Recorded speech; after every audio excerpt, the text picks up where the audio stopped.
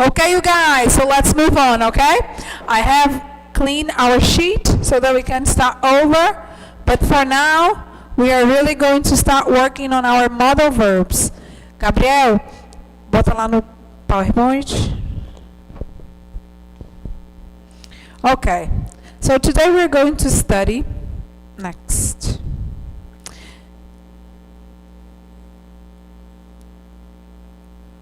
Today we're going to study the modal verbs. I'm sure you've studied this like a million times before, and so it's going to be quite easy, but we're going to review some concepts, and also we are going to add some information that you might not have studied before. But as for the modal verbs, we're first going to show the general rules so that you guys can understand or review the concept, okay? And then we're going to see each one. But anyway, the modal verbs, they are called modal verbs. They are under this category because they are verbs that they don't follow the same rules as the other verbs, as the general verbs. And also because they always work as auxiliary verbs. So they do not work alone. They must be followed by another verb always. And they increase, they modify, they give additional information about the verb in the sentence. Okay? So they bring ideas such as capacity, ability, permission, prohibition, probability, advice, order. They add these concepts to the verb that follows them. Okay? So, for example, you have can, which holds the idea of ability, capacity, permission sometimes, depending on the situation. You have must, that shows the idea of an obligation. If it's in its negative form, it's a prohibition, right? But anyway, they have to be followed by a verb that will complete this idea. One thing that's common to all modal verbs is that they don't vary when you change the subject. So remember that in the simple present, when you have he, she, or it, then you have to add the s to the verb. Modal verbs won't have that variation. So I can, you can, he can, she can, they can, it doesn't matter. I must, you must, he must, it won't vary. They don't present all forms. You won't have the gerund, right? You won't have the ing form of the modal verb. You won't have the past tense of a modal verb. You might have an expression that sometimes will substitute the modal verb so that you can put this idea in the past or in the future, okay? But not necessarily they will have a past tense or a future tense. You can't use a modal verb accompanied by another auxiliary verb. You can't say I will can or I will, this doesn't exist, okay? They have the same format. They have no variation despite the person, right? Despite the subject. We've covered that. They are not preceded by to make the infinitive. There is no to can. It's can only. And also, you won't have a preposition to after them, or you won't have the following verb in the infinitive. Can, to, run, never, okay? Except for ought, which you have to use ought to. I ought to study more on the weekend. So except for ought, which demands to after it, all others won't accept to before or after. They don't use Other auxiliary forms, they don't use your average auxiliary in order to change it into question and negative, okay? So remember, in the simple present, if I have a question or a negative statement, I have to use do or does, right? In the past, I have to use did. When you're working with modal verbs, they are the expression that will be responsible for turning it into a question or into a negative statement. So, I can swim, I can't swim, can you swim? You're going to do everything by using the modal verb. Okay? Not all of them are going to have a question format. Not all of them can be used in questions. And in the negative form, not all of them accept contraction. The majority do accept contraction, but not all. For example, there is no contraction of may and not. You have to say may not. Okay? So this is the general idea. If I'm going too fast, let me know. It's just because I have the feeling that this is a review for you guys, right? So anyway, so these are the modal or anomalous verbs. Okay? I'm sure you remember can, could, may, might, would, will, must. But you also have ought to, you also have shall, you also have to used to combine this idea instead of must, but we're going to see that in a bit, okay? But most of them, I'm sure by now you know so well. Gabriel, next. So anyway, here we have a take on each one of them. And we're going to cover this quickly, okay? Let me know if you need me to slow down. Can, I'm sure can is the one you've studied the most, right? You use can to talk about capacity or ability when you want to say that you have the ability to do something. You use can. So, I can speak English. I can drive, right? So the idea there is not that someone permits you to do, not in this sense. When I say I can speak English, I'm talking about the ability I have to speak English. Okay? You also have can as a possibility. I am not sure, but yes, it can happen. For example, stores can open now. In the past, they couldn't open, right? They had to be closed due to the lockdown and everything else. Now, they can open. I'm not sure. Okay. Okay, but I'll get to that, okay? I have a question, I'll get to that, okay? Anyway, I was saying I have can as a possibility. The example, I have a store, and now the government is letting me open my store. Yes, I can open it tomorrow. I'm not sure. It depends on how I feel and if I see that people will be coming, but I can open it. I might open it. It's one of the possibilities. I'm not sure I will do it, okay? And you also use can as permission. So, in the question and in the answer, I can say, Mom, can I go to the party tonight? I'm asking for permission. And I can also give permission by can. I can say, okay, guys, now you can talk in Portuguese. So I'm giving you the permission to do so, okay? It's important to notice that can, when it comes to permission, it is the less formal format, okay? It is the way of asking for permission that sounds less formal. So this is the permission you ask a friend, someone you're intimate to.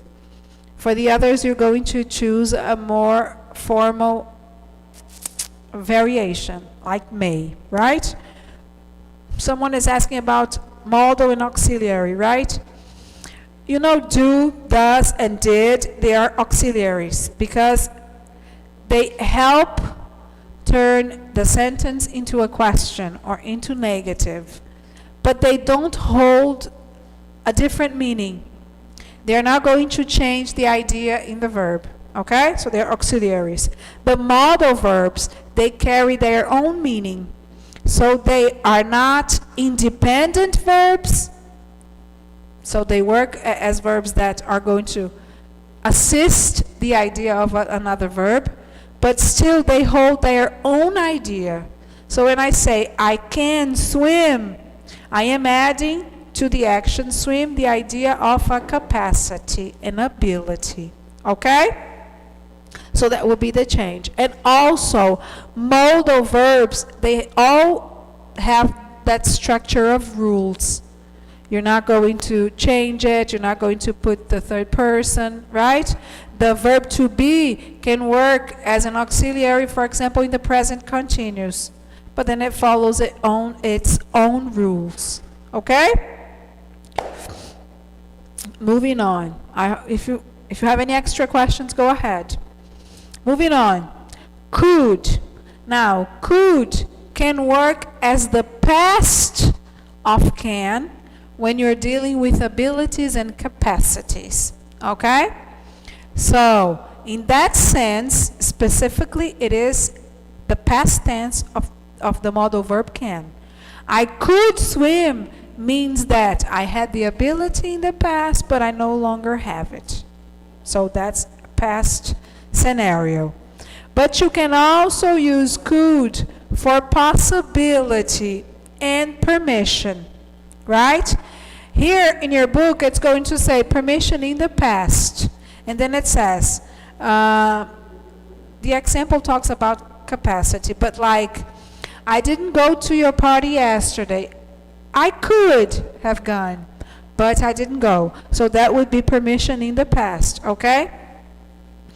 But you can also use could for permissions in the present, meaning a more formal question like, could you give me your phone? I want it now, but I'm using could in a way to make it more formal than can, okay? Let me read the examples your book offers, okay? For can, she can speak 5 languages. It can snow in Gramado this year. Can I come in, Lucy? When you are talking about capacities, abilities, can be substituted by the expression is able, which means have the ability, right? So I can say I can speak 5 languages or I am able to speak 5 languages. The importance of the expression to be able, it's because the expression to be able can go to the future tense. Can will never present the idea in the future, right? So if I am talking about an ability that I want to have in the future, I am going to say, in 5 years from now, I will be able to use sign language. So I would have to use the expression am able to express the future idea. Will be able. Okay? So it presents this variation.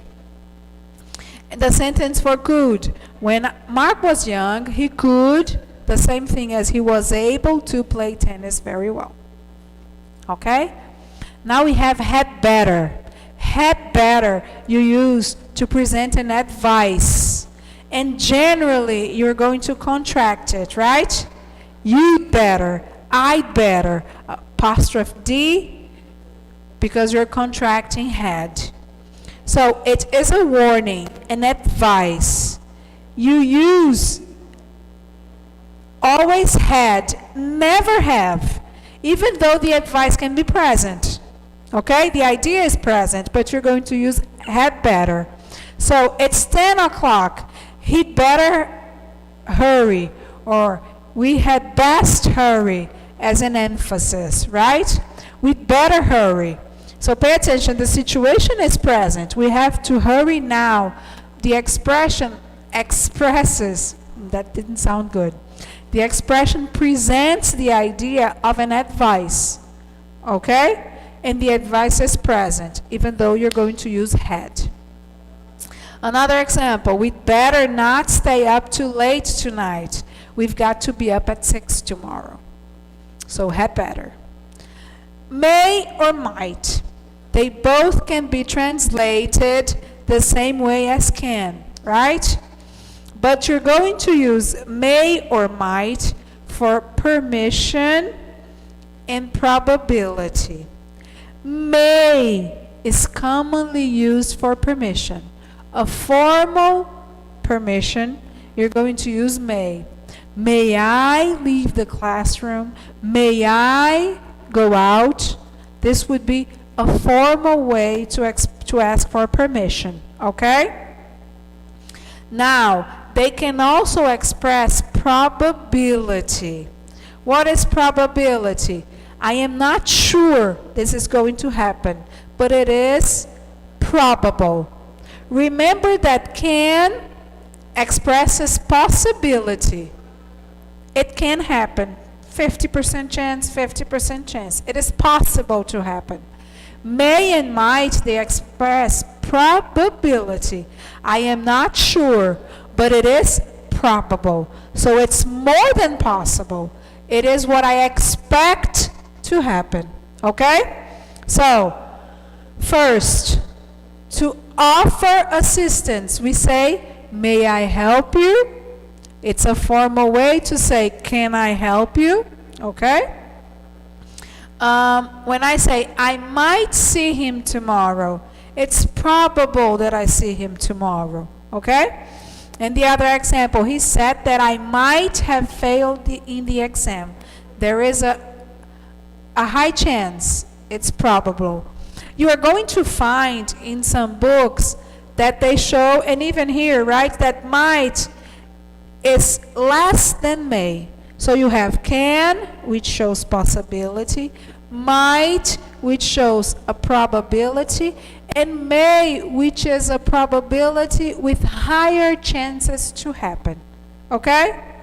So sometimes you're going to see people talk about percentages. Might is 60% and may is 70%. It's not something you can precise, but the idea is that may holds the idea of something that is more probable than might. Okay? It also says that so it expresses a more remote possibility. Now, might plus have plus past participle is going to refer to the past, right? So if I am trying to consider a possibility, a probability of something in the past, I'm going to use might have happened. I was trying to find a teacher here this morning, but I didn't find the teacher. He might have got sick. So I'm talking about a probability of something that would have happened in the past, right? If he's not here today, he got sick in the past. So he may have gotten sick. Okay? So we would express a probability about an action in the past. If you have questions, please let me know. Must. Now, must, the most common idea for must is the idea of obligation, right? A heavy, a strong necessity to do something. So you use must. For example, I must wake up early to be here for our classes. It can also refer to a prohibition when it is in the negative format. She mustn't sleep during class. That's a prohibition. But must also also refers to deductions. I cannot prove something, but I have evidence to a conclusion. So I use must. Remember the situation, the teacher is not here today, he must be sick. I am making a deduction. I don't know why he's not here, but he's always here. So if he isn't here, something should have happened, right? So he must be sick. It is a deduction, okay? For the examples in the book, I have, I must study for my test tomorrow, as a duty, as an obligation. When you have must in this sense, when must has this idea, you can substitute must for have to. I have to study. I must study. This is actually a very good example, right? I must study for my test. Now, an example for a deduction. Clarice is very pale. She must be sick. So here it's not an obligation to be sick, right? It is a deduction. From the evidence I gather, I believe she's sick. So because it is a deduction, I say she must be sick. I have must as a prohibition, which is in the negative form. You must not smoke inside the hospital. You mustn't smoke inside the hospital. It's a prohibition, a rule not to do so. And finally, you have must to express a necessity, which is very close to an obligation, right? Something that I want to show you that you have the need to do. You must take your pills. You really should take your pills. Okay? So this is must. Now you have should. One thing that it's important to notice. When must has the idea of need, of a necessity, you can substitute it with need. Then you would have an auxiliary verb there, need, right? So I can say, you need to take your pills. When need, now pay attention, when need substitutes must, you can't put need in the negative. You needn't. Believe you me. Okay? So you're going to see that need can be used in the negative when it is an auxiliary. Okay? Next, should and ought to with the same idea. Should and ought to, they express a natural obligation, an advice. When we talk about should, generally we associate it to the idea of an advice, right? Must, obligation, a rule. Should, an advice. This is what I think you should do. I suggest you do. Right? I strongly advise you to do. Okay? Sometimes it ends up being really close.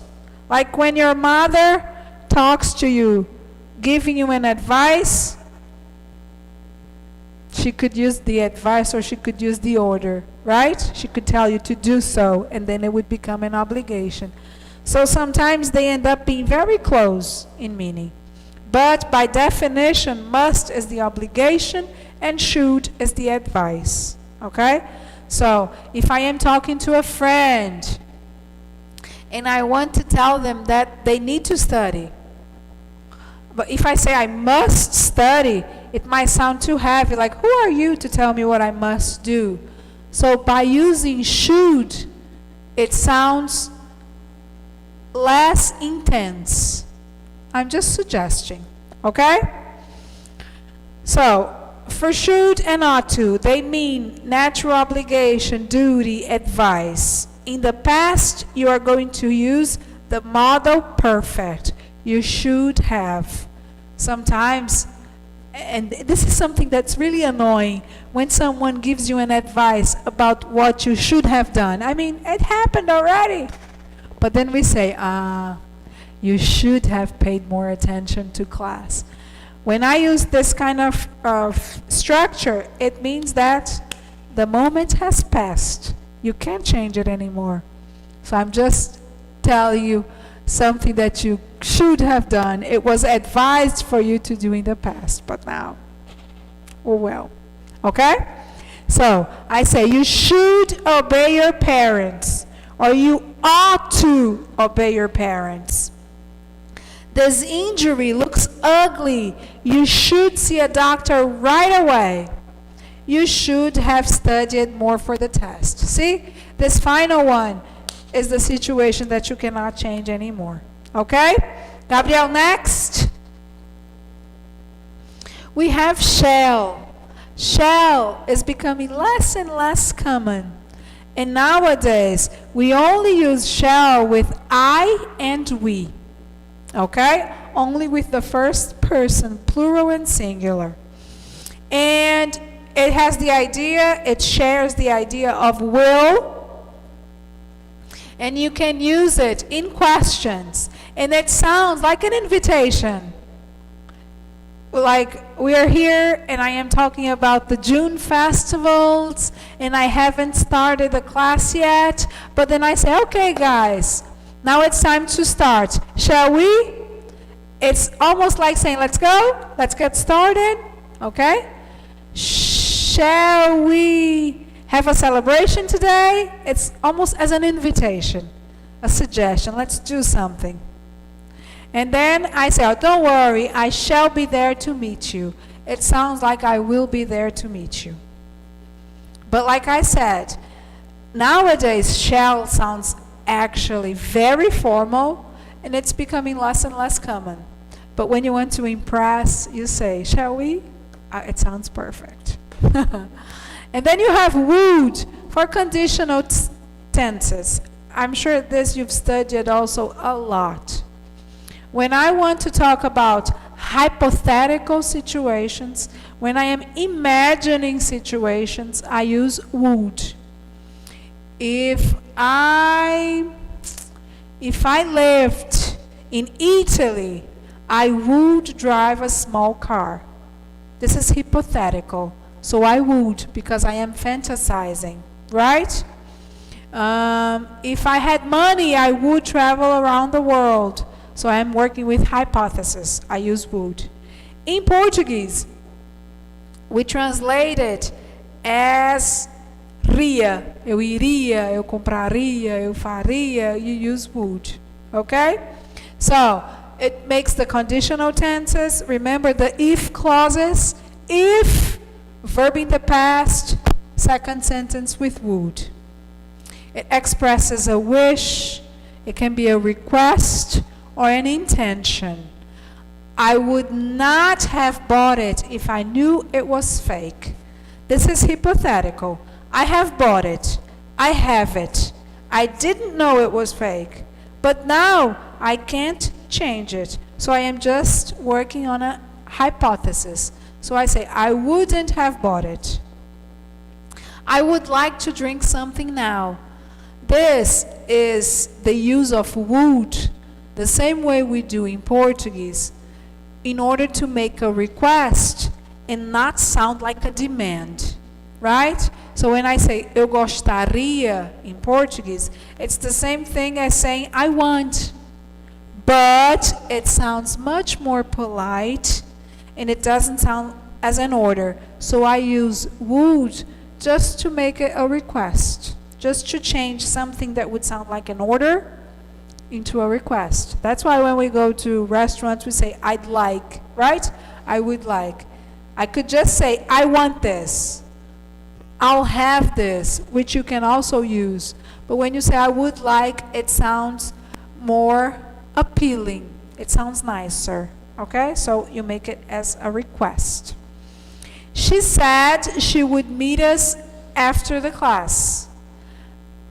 Now, this situation is actually related to reported speech.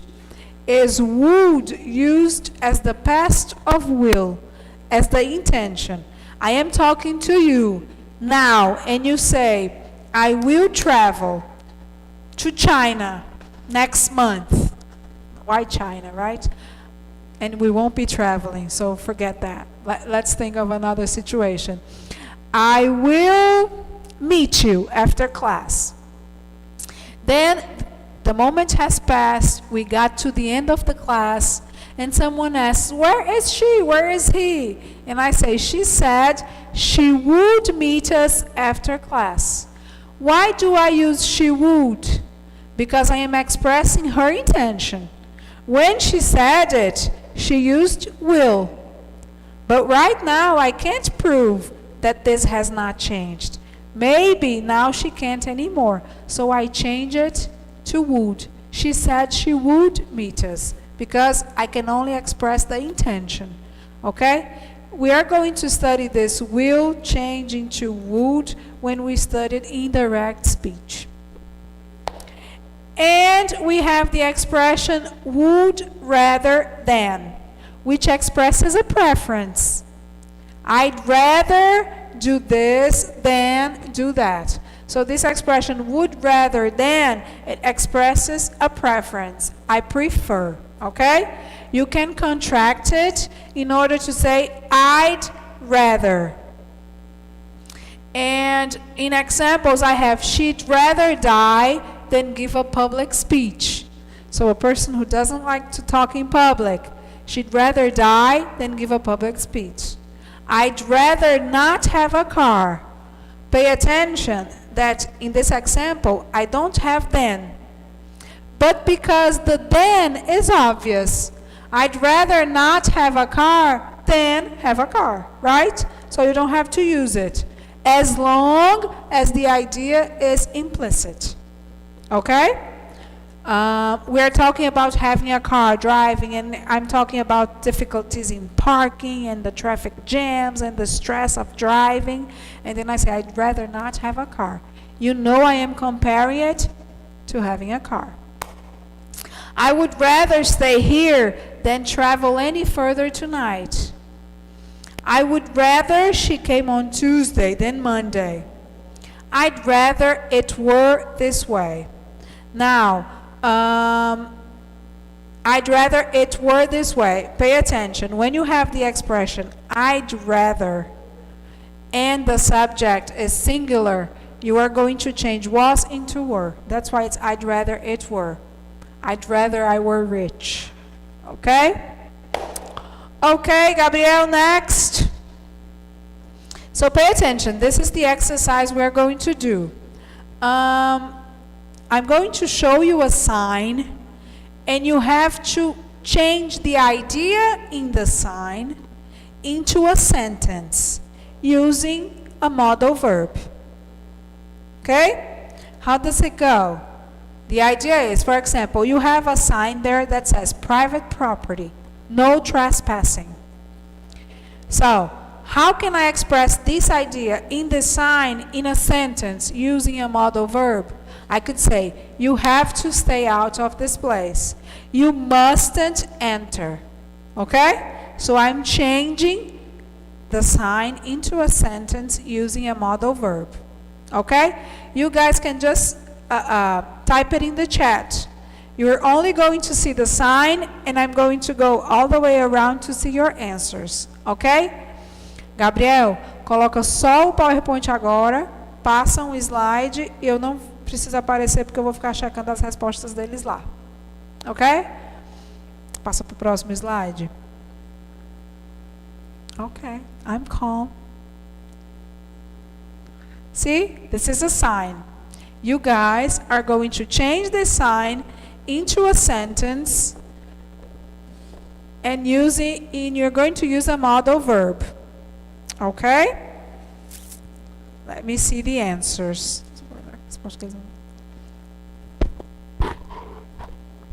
I am waiting, guys.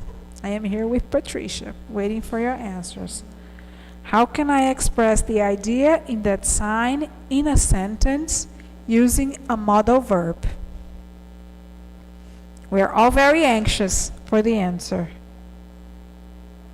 Come on, Luca, Laís, Bia, Isabela, Gabi, Ana Luísa, Guilherme. You mustn't turn right. Thank you, Bia. You mustn't turn right. Very good. You could say you must go ahead, you must turn left, right? And you mustn't turn right. Excellent. Why mustn't? Because it is a prohibition. Very nice. Next, Gabriel. Oops. For this one. What can we say for this one?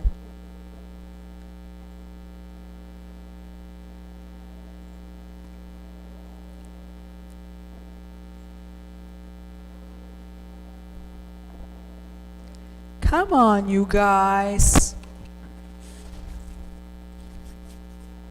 What can you tell me about that sign?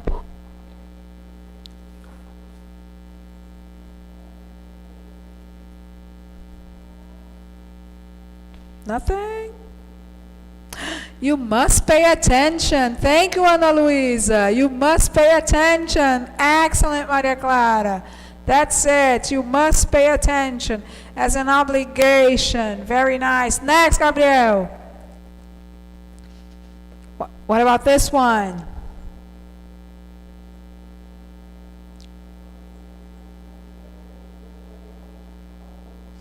Lucas says you have to be careful. Very good, Luca. Watch your step. Ana Luisa says you must be aware. You guys rock. Excellent. You must be aware. Yes. This watch your step reminds me of the signs you see all around the subways, the underground in London, in Britain, when they have mind the gap, right? Because when you are in a station, you have to pay attention to the hole between the station and the train and the subway, and they say mind the gap. So it's another way to say watch your step. You should watch your step. Fantastic, Vinicius. Or you must. Very nice. Must would be stronger, right? As an obligation. But you could consider this an advice. You should. Perfect. Next.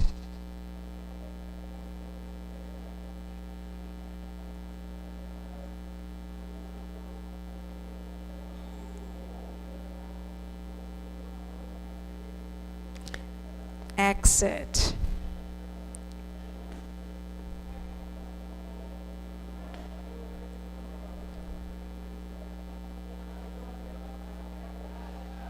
Now, here we don't have an obligation, right?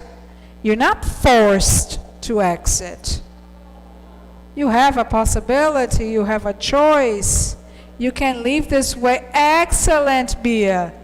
It's an option, right? It's a possibility.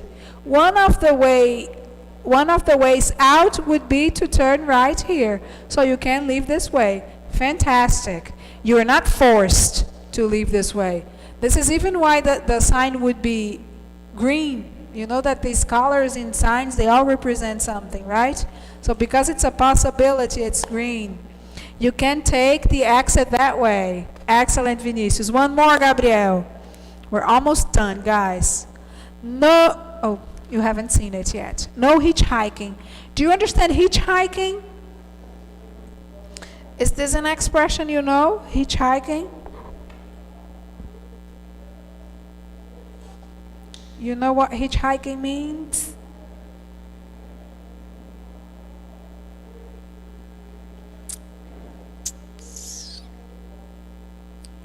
If you don't, I'll tell you. Hitchhiking is, okay, Annalisa. Hitchhiking means getting a ride from a stranger. Okay? When you don't have money to pay for your ticket and you are on a road and you give a sign for any car, any stranger to stop to take you to the place they're going, this is called hitchhiking. Okay? So, no hitchhiking. You shouldn't hitchhike. Yes, if it was an advice, but because this is stronger than that, this is a prohibition. No hitchhiking.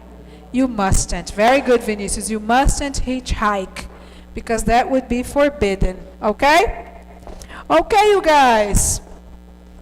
One more.